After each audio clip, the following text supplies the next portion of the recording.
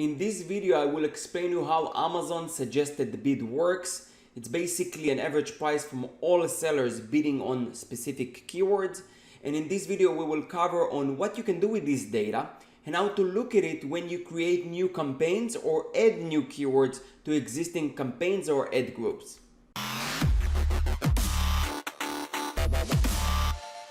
What's up guys, this is Tomer from sourcingmonster.com and welcome to another video. And if it's your first time here and you want to learn more on how you can create your own brand, selling private label products on Amazon and creating a scalable income from anywhere in the world, start now by subscribing to the channel and click the bell so you don't miss any upcoming videos. Okay, so this is not going to be like a long video, but it's going to be right to the point on what is the Amazon suggested bid, how it's calculated, what you can do with this data that Amazon provides you, and understand the basics. So when you actually choose some specific bid strategies, the bid that you set is not always the maximum cost per click that you will pay. So you need to be aware of this and take it in mind when you add new keywords and when you change bid strategies. Now, as far as Amazon suggested bid, how it works. So imagine that Amazon, it's not imagine, like Amazon takes, let's say we have 10 sellers, okay, that bidding, they have the same product, hairbrush, okay, and they all put their suggested bid as $1. Then the Amazon suggested bid will be $1. But let's say some of them put $1.50, and then some of them, put 70 cents. It will do an average. So let's try to explain it in an Excel, okay? So let's pretend that we have 10 sellers and some of them put 0.80, some 120, some 0.95, 87, 73, 64, 173, I don't know, 63.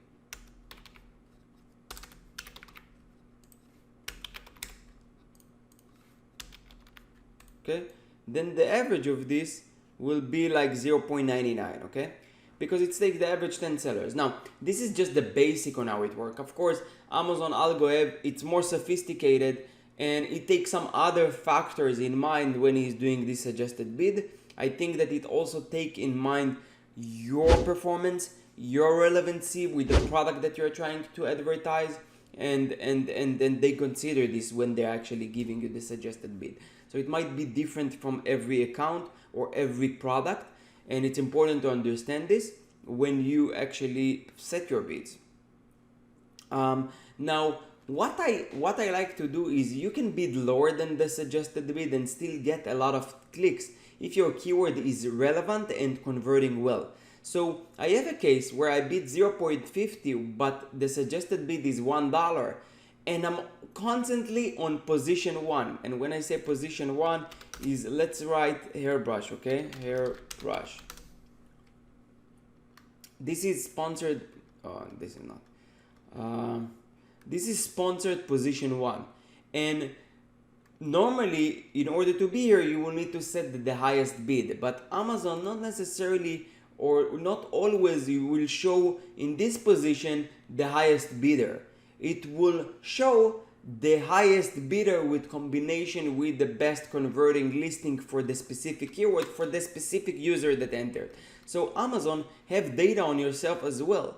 So they have data about yourself, they have data about this product, and they do the connection between this product that you're searching for to the actual keyword or search term that you put here, and they have this in the background real time on which ads to display higher, because their main goal is to have people buy their product. So the higher the conversion rate, the higher your product is being bought. When people searching for a specific term, they will incentivize you, and put you higher in the search results, even if you are not the highest bidder. So this is something to take in mind. Of course, when you launch a new campaign, they don't really have a new data about you. When you say a new product, sometimes when you launch a new campaign, they still have this data from other campaigns that you already had. So they do the connection between the ASIN to other search terms if you have other campaigns. But if it's a complete new product and new campaign, this thing that I just explained will take time for Amazon to gather all the data. Now, bid strategies. Now, as you know, let's create a campaign, okay? And when you create a campaign, or you can change it to existing campaign, you have the campaign bidding strategy. So let's say you have the fixed price, okay? Fixed price will be the bid that you put. So if you put 0.90 cents for a bid, then it will be like fixed. It will always stay like that. They will not charge you more than the fixed bid that you put.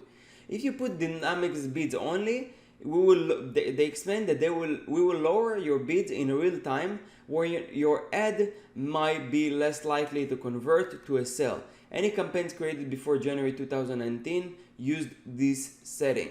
So before that, they were all using this by default before they add an option to change the campaign bidding strategy, okay?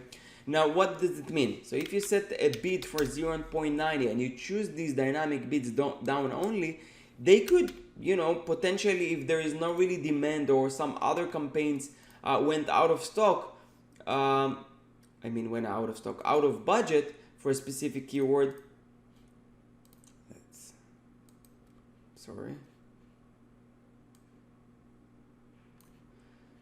Let's say your competitors went out of budget for the day and there is no really demand for this search term, and there is no competition real time, I'm talking. At that time when people search, let's say 3 a.m. in the morning, they might give you a cost per click of 0.52 or lower. It really depends, and it's very dynamic, okay? Now, with the other strategy, up and down. Up and down is a little tricky. I like to use it because Amazon says here that will raise your bid by a maximum of 100% in real time when your ad may be more likely to convert to a sale, and lower your bids when less likely to convert to a sale. So basically you give them the authorization to bid up to 100% more than what you define. So if you put 0.90, they can bid dynamically up to 180 if they think, or it's more likely to convert to a sale when someone is searching for for a specific search term. And this is kind of giving Amazon AI learning machine the power to decide.